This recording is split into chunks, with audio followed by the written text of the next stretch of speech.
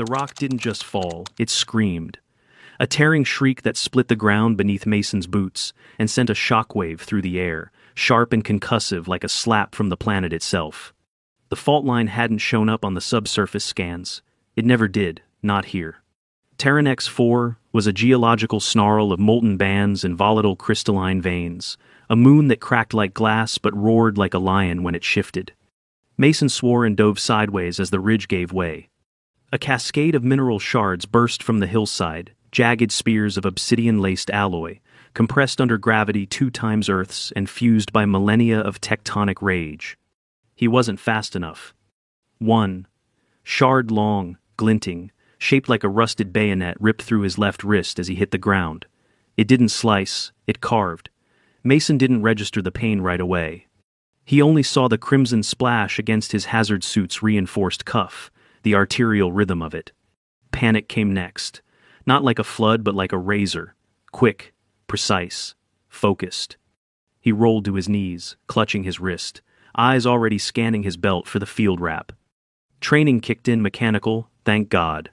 He pulled the pressure band around the wound, cinched it until his fingers turned colder than the air, then staggered upright.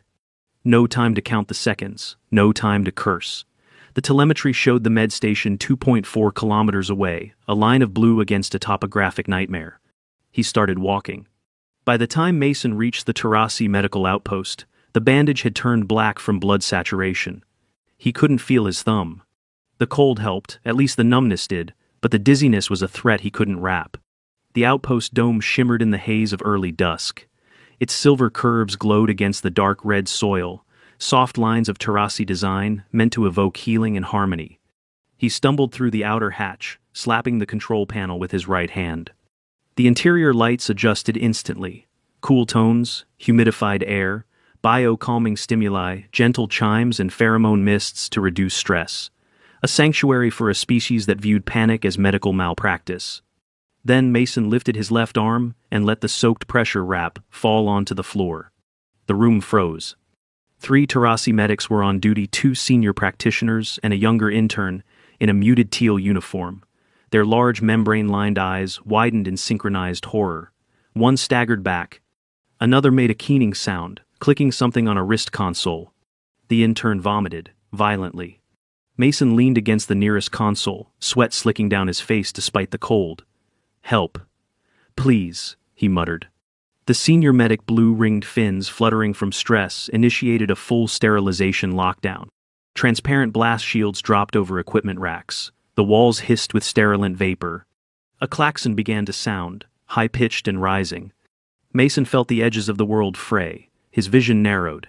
He dropped to one knee, struggling to open his field kit with one shaking hand.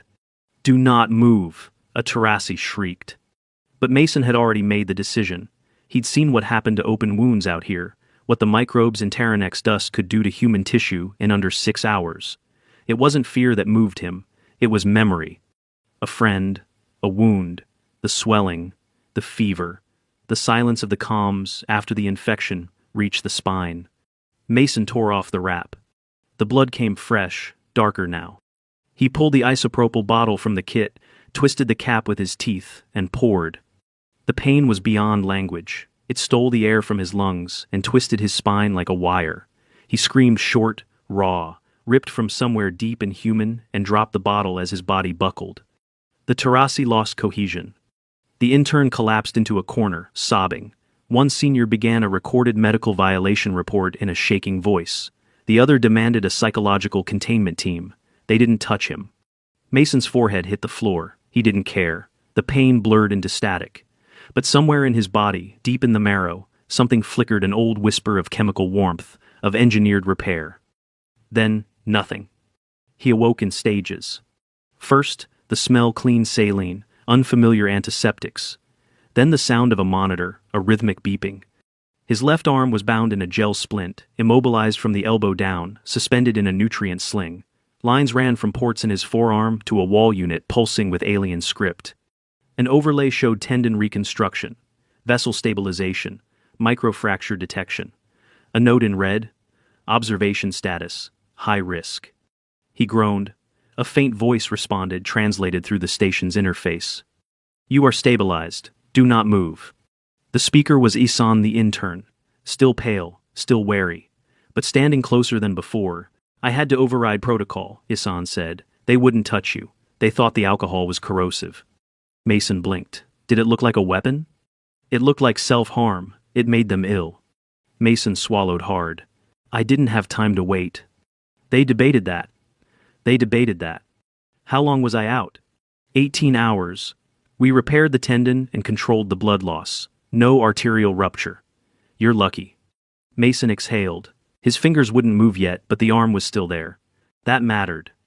Isan stepped closer. You poured acid into an open wound, deliberately. Alcohol, not acid. Isan tilted his head.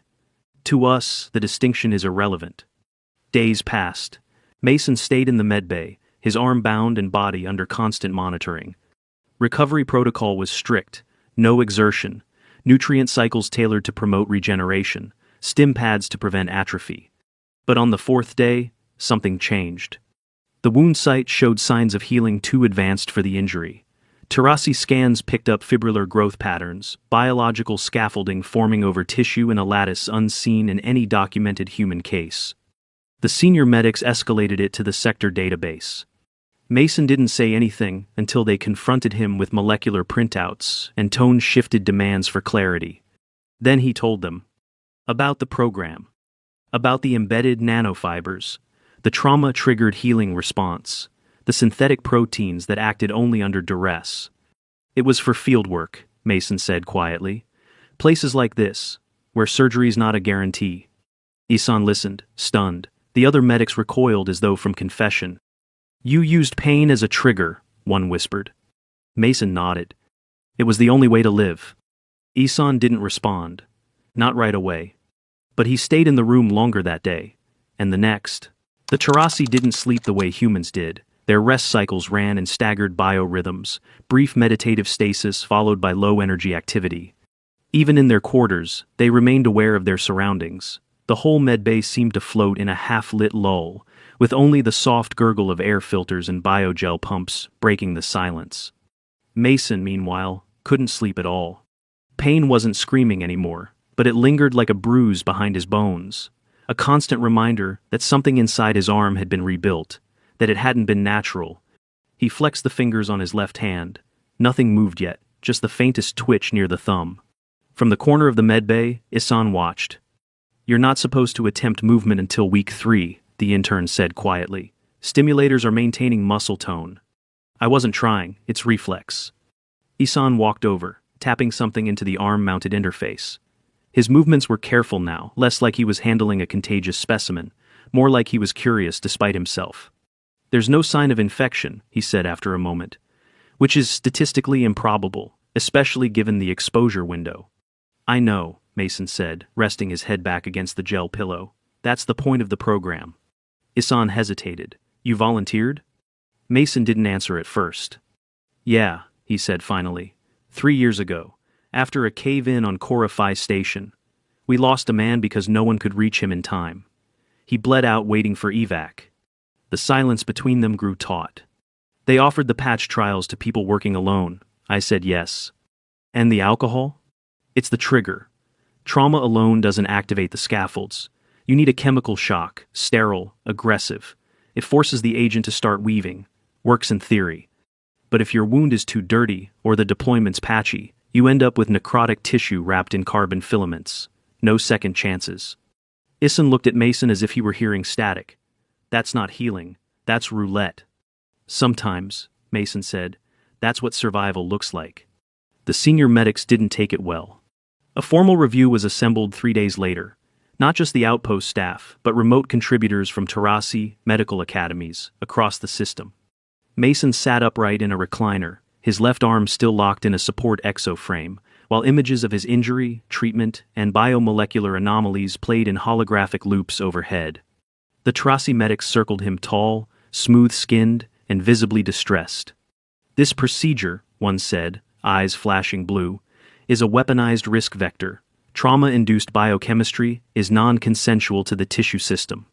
He's still healing, Isan said carefully, breaking the circle of consensus. The others paused, displeased. Another elder spoke. You did not heal him. The human's body was forced to endure a state of biochemical emergency that we did not initiate or permit. I was dying, Mason said. That does not negate the method's volatility. Mason exhaled. He'd tried diplomacy. Now, bluntness. You think what I did was reckless? Fine, I agree. But that's what the protocol demands. Isolation deployments don't always come with biosanctuaries and 20 trained medics. Sometimes, you're alone, bleeding into dust full of fungal spores and metal splinters. You either do something drastic or you don't make it back. The panel went silent. Even the biogel pumps seemed to hold still. Isan looked at him, a furrow in his normally smooth brow. You calculated the trauma? He asked. You anticipated it? No, Mason admitted, but I prepared for the worst. That's different. Week 4 arrived with fresh challenges. The immobilization frame came off, replaced by a compact flex brace. Isan personally managed the removal, watching closely for tissue irregularities. There were none, at least, none their scans could detect. But that didn't mean it didn't hurt. The first time Mason tried to bend his wrist, a spike of pain shot up his forearm like a javelin. He hissed, leaned back, eyes watering. Isan frowned. You didn't tear anything, but the tendon's stiff. Regrowth has integrated, but the fibers aren't neural synced yet. I noticed. Isan hesitated. We can delay the therapy, another week, or 2. No, if I wait, the scar tissue locks. Isan looked down. Scar tissue is expected. You've already exceeded your kind's cellular regeneration benchmarks. Mason turned his wrist a few millimeters, then stopped. That doesn't mean it's painless. Isan blinked. I assumed your pain threshold was elevated. Not elevated, Mason said, just managed. He didn't elaborate. Isan didn't push. 2 days later, Isan brought something unexpected to the therapy session. It wasn't a treatment module or recovery program. It was a scroll, woven from some kind of fibrous gel cloth, glowing faintly, etched with fine, looping script. What's this? Mason asked. Terasi healing rites, Isan said. Symbolic. Not medical. It's poetry, I guess. In our old language. It describes how pain is a signal to the soul, a message that something must return to balance. Mason raised an eyebrow. You brought me poetry? Isan's throat frill flushed a faint lavender. I thought it might help. Mason smiled, the first genuine one in days. You're not as terrified of me anymore. I still think you're reckless. But? Isan glanced at the brace on Mason's arm. But I'm starting to understand that you didn't panic because of the pain. You acted because of the risk. That's the job. No, Isan said, that's your species. By week 6, Mason's grip returned barely. He could close his hand into a partial fist, still couldn't lift weight or rotate the wrist fully, but the scaffolding was working, slowly. The Trasi continued their ethics review. Mason was now referenced in 3 academic forums and 2 interspecies policy working groups. One medical journal on Tresec 8 called his actions symptomatic of anthropoid aberration culture. Mason wasn't offended. Isan, however, was livid. They used your case to justify restricting field autonomy. Terasi medics are now prohibited from honoring human field actions during critical intervention windows. Mason grunted. Expected. It's wrong. It's protective. Isan stared at him. You're defending them? I'm healing. I don't have the luxury of being indignant. Isan looked away. His fingers tapped an anxious rhythm on the edge of the console. They're afraid of you, he said softly. Of what it means. That pain can be useful. That trauma can be a tool. It doesn't match our framework. Mason didn't answer immediately. He flexed his fingers, winced, then tried again. You ever seen a field medic work during a meteor storm? He asked. One hand cauterizing a wound, the other holding the patient down. Painkillers run out, pressure cuffs fail. You don't talk about comfort. You talk about minutes left. Isan watched him, something unreadable in his eyes. That's what survival means for us. Not harmony, not perfect repair, just not dying, until you can get help. Isan said nothing. But later, Mason found the scroll beside his cot, open to a new passage. It read, roughly translated, when the storm arrives, the reed bends, not because it chooses weakness, but because it survives the wind. By week 7, the pain had shifted. It no longer stabbed, it pulsed. A dull, dragging weight that tugged at Mason's every movement, a reminder that no healing, no matter how advanced, happened without cost. The brace was gone now, replaced by a flexible support mesh embedded with passive neuromuscular sensors. The Tarasi called it kinetic whispering. It helped retrain damaged pathways through subtle tactile feedback. It also itched like hell. Mason sat in the therapy dome, rotating his wrist against soft resistance bands while an interface projected his progress. A green spiral lit up every time he hit a recovery target. Today, only half the spiral was active. Isan watched quietly, stylus in hand. Flexion has returned to 68%, the intern said, frowning slightly. Supination is still below threshold. Mason sighed. Feels like I'm trying to twist a wrench made of cold rubber. You shouldn't be using wrenches yet. It's a metaphor. Isan made a note and glanced at the monitor again. Your grip strength's improving. You're ahead of our projected curve. Only because I cheated. Isan stiffened. Is that how you see it? No, Mason said, then corrected himself. Maybe, some days. Depends on how it aches. He reached for the water pack with his left hand. It trembled slightly but held, his fingers wrapped around the pack without assistance. Isan blinked.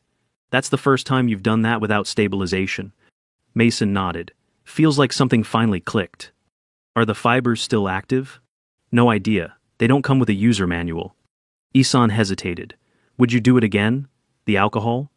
Mason didn't answer right away. He took a sip, then set the pack down. If the same thing happened again, in the same place? Yeah, every time. Isan looked away, throat crest fluttering. The council decided, they're issuing a directive. All incoming human kits will be scanned. Trauma-activated systems will be flagged and removed. Mason stared at him. They're banning it? Yes. Officially, the protocol violates the Tarasi Healing Compact. Unregulated pain triggers are now classified as high-risk psychosurgical instruments. Mason laughed once, bitterly. That's a mouthful.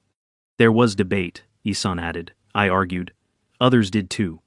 I know, Mason said. But it's not personal. It's about your culture. You don't see pain the way we do. Isan looked at him, serious now. Maybe we should. It was near the start of week 8 when the quake hit. A minor one by Terranex standards. No landslide this time, no mineral shrapnel, just a deep, resonant shudder that rolled through the bedrock like a groaning whale. The outpost lights dimmed for a moment. Warning glyphs flashed, then faded. But in the auxiliary lab, something cracked. Mason and Isan were cataloging bioscan's routine neural assessments to compare Mason's tendon reinnervation to baseline human data. The tremor knocked a ceiling-mounted tray loose, scattering surgical microblades across the floor. One struck Isan's upper shoulder, a glancing hit, not deep, but blood welled instantly, a translucent teal, thick and almost gelatinous. It pulsed once, then began to congeal on contact with air. Isan hissed, pressing a hand to the wound. Mason moved without thinking.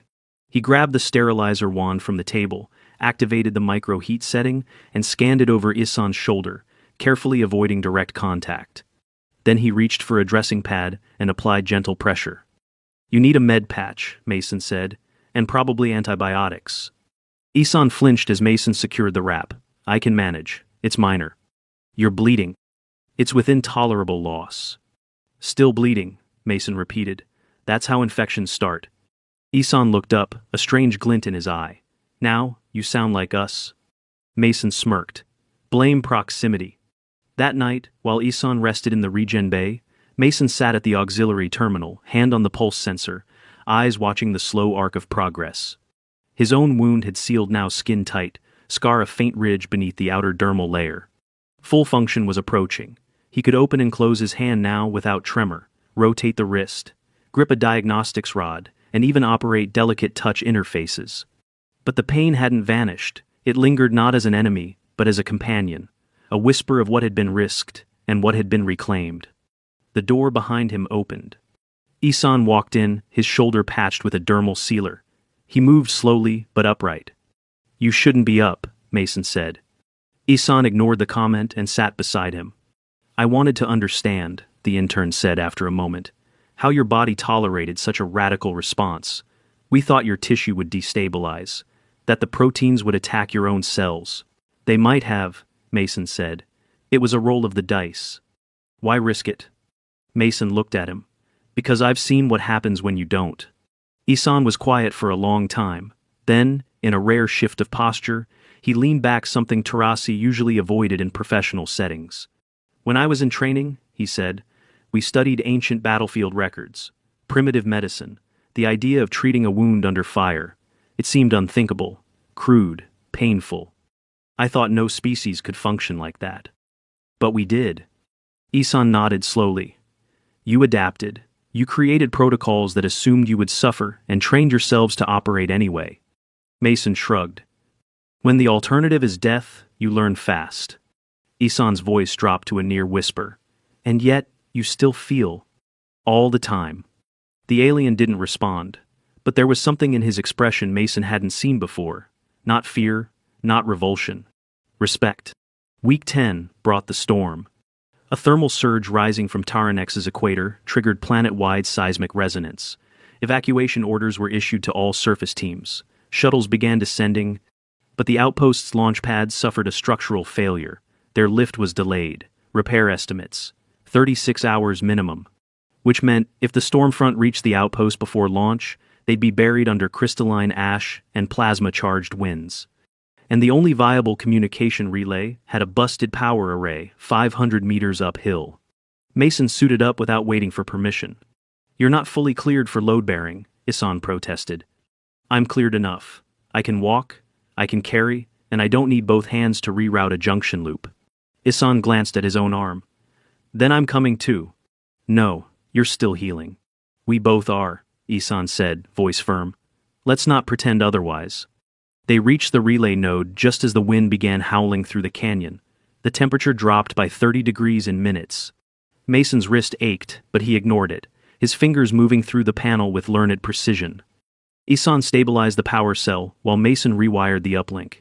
They worked fast, wordlessly, until the signal blinked green. "Comm relays live," Mason said. "Evac confirmation in 36 hours." Isan looked up at the sky. Just in time. Mason flexed his hand. "Told you I could still fix things." "You still ache," Isan said softly. "Yeah. Do you regret it?" Mason watched the clouds roll in, fire bright and heavy. "No," he said. "Some scars are worth it." But the pain hadn't vanished. It lingered not as an enemy, but as a companion, a whisper of what had been risked and what had been reclaimed. The door behind him opened. Isan walked in, his shoulder patched with a dermal sealer. He moved slowly but upright. "You shouldn't be up," Mason said. Isan ignored the comment and sat beside him. "I wanted to understand," the intern said after a moment, "how your body tolerated such a radical response. We thought your tissue would destabilize, that the proteins would attack your own cells." By the time the evacuation shuttle touched down, the storm was already clawing at the ridgeline. Taranex 4's atmosphere wasn't known for subtlety. Lightning burst sideways across the ash-laced sky, static discharges dancing across mineral formations like sparks on dry bone. The wind screamed across the surface in great exhalations of superheated dust, and every step toward the shuttle bay felt like walking into the exhale of a dying god. Mason limped through it, hand clenched protectively to his chest, not because it was failing him anymore, but because it wasn't yet whole. The brace was off, the muscles had recovered most of their mass, and his grip could finally pass an equipment load test. But he knew what still lingered. Stiffness in the morning, phantom aches when the pressure dropped, the occasional sharp sting when he over-rotated. He'd regained full function. But full comfort? That was a different story. Isan walked beside him, the sling removed from his shoulder 3 days prior. His wound had closed entirely, and while the pigmentation around it was darker than before, it would fade with time. His posture had changed. Taller somehow. More grounded. When the shuttle doors sealed behind them, and the thrusters began their climb, Isan turned to him. "I read the final directive," he said, almost over the engine roar. "It's been circulated to all Tarasi medical outposts in the sector." Mason nodded. "I figured. No trauma-activated field agents. All human kits will be scanned and flagged on arrival. Emergency overrides require interspecies consent forms, signed in advance." Mason cracked a tired smile. "Sounds about right." Isan hesitated.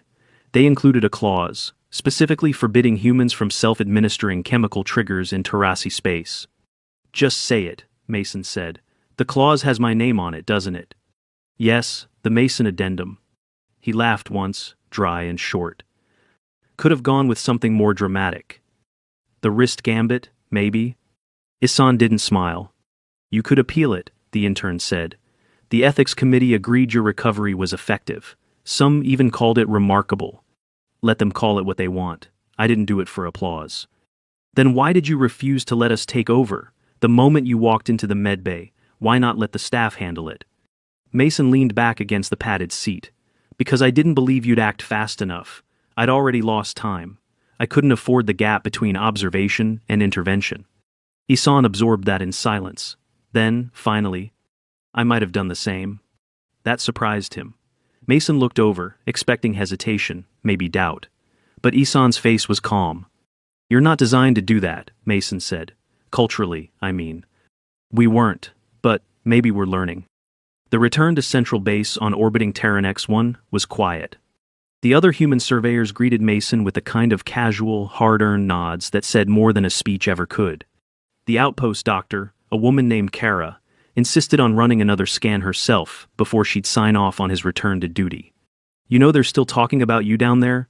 She said while calibrating the scanner. You're in 3 medical bulletins, 2 xenoethics reports, and a lecture slide titled Human Adaptation, Rational or Insanity. Mason groaned. I'm not even getting royalties. Your repair profile looks stable, she said, reading the output. Tendons fully integrated. Scar tissue is present, but minimal. You'll have some residual stiffness when it's cold. Yeah, I noticed. She tapped the side of the console. Wouldn't recommend another trauma trigger anytime soon. Your system's been stressed hard. The scaffold fibers are mostly metabolized now, but there's still residue. Another shock might overload the regrowth interface. I wasn't planning on making it a hobby. Kara paused, then looked him dead in the eye. You scared them, she said, but you also impressed them. That's a rare mix. He nodded slowly. I know. 2 weeks later, the formal debrief was scheduled. A panel of human and Tarasi officials, half clinical, half political, wanted a final statement from Mason. Not an apology, not an endorsement, just a closing word. A capstone to the event that had rippled through half a sector's worth of medical circles. Mason showed up in uniform, left hand wrapped lightly in a compression glove, not for healing anymore, but to manage strain when typing. The room was half lit, the panel seated behind translucent bioglass. A moderator addressed him through the intercom. We acknowledge the recovery was successful, the voice said. We do not dispute the outcome, but we must ask, given the opportunity to act differently, would you still choose the same course? Mason didn't hesitate. Yes. Murmurs spread. The translator flicked green to indicate comprehension. The moderator seemed caught off guard. You would deliberately induce trauma? No, Mason clarified. I wouldn't seek it out. But if the only alternative was death by inaction, then yes, I'd do it again. Another pause. Then, do you believe the Tarasi response was inadequate? No, I believe they responded according to their framework. It just didn't match the urgency of the situation. That's not incompetence, it's divergence. More murmurs. Then a different voice, calmer, older. Do you consider pain a tool? Mason smiled, but not mockingly. I consider it a signal. Like any signal, sometimes it's a warning, and sometimes it's the only thing keeping you conscious long enough to survive. There was no more debate. When Mason left the chamber, Isan was waiting. The intern, no longer in teal, now wore a silver-trimmed sash, indicating senior residency status. A recent promotion, no doubt expedited by weeks of practical crisis experience. I reviewed your statement, Isan said. Yeah? I submitted a parallel report to the Tarasi Council. I suggested we integrate human case studies into our trauma curriculum. Mason raised an eyebrow. They agree? Eventually. It will take time. Our systems don't change easily. No systems do. Isan paused, then held something out. A scroll. Different from the last one. This one was sealed with a node of cooled resin, etched with the Tarasi symbol for transition. What is it?